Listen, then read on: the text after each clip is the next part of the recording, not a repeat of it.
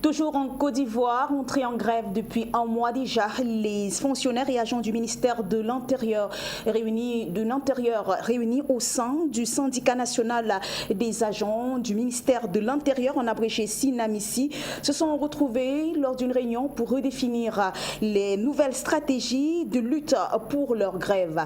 Isaac Tao et Charles Ndassi étaient présents. Ils nous font le point à travers ce reportage.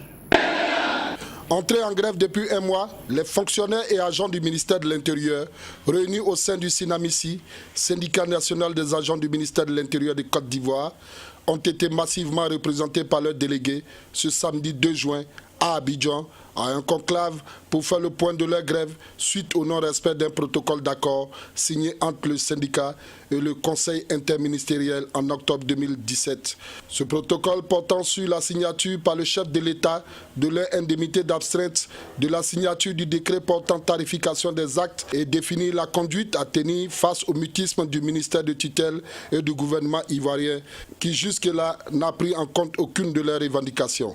Quelqu'un qui est en train de revendiquer un droit, pendant qu'il réclame ce qu'on lui dit qu'il va avoir, nous avons des supérieurs hiérarchiques qui usent de certains pouvoirs pour les dissuader.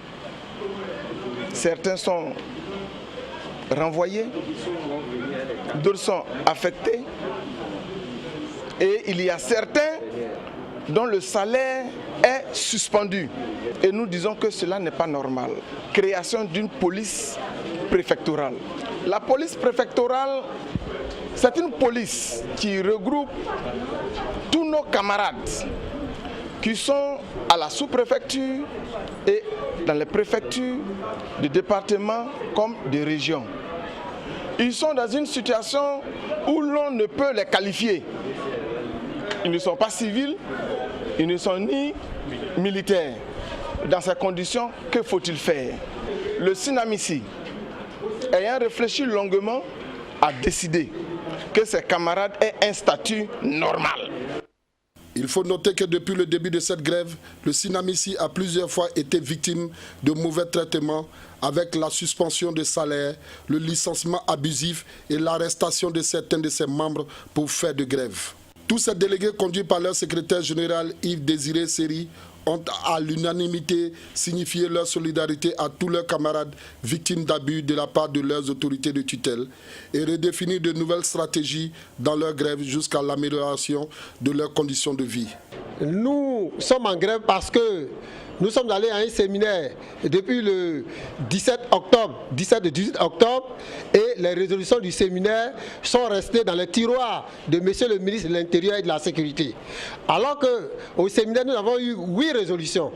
Et aujourd'hui, l'État ne veut pas mettre en application les résolutions du séminaire. Il avait été dit que le comité de suivi qui avait été mis sur pied devait travailler. Et nous avons constaté que le comité de suivi n'a jamais travaillé et rien n'a été fait. Nos dossiers ne sont pas avancés. Alors nous sommes rentrés en grève, ça fait 6 semaines et l'État ne réagit pas jusqu'à ce jour. Donc l'Assemblée générale d'aujourd'hui, nous avons décidé de continuer la grève jusqu'à la signature de nos différents décrets. Cela fait la énième grève sous l'ère Ouattara qui est traitée avec mépris par le gouvernement, après celle récente de l'agence emploi jeunes. Vivement que le président Ouattara se penche sur le cas des agents et fonctionnaires responsables de famille afin de régler une bonne fois pour toutes ces problèmes qui minent l'administration.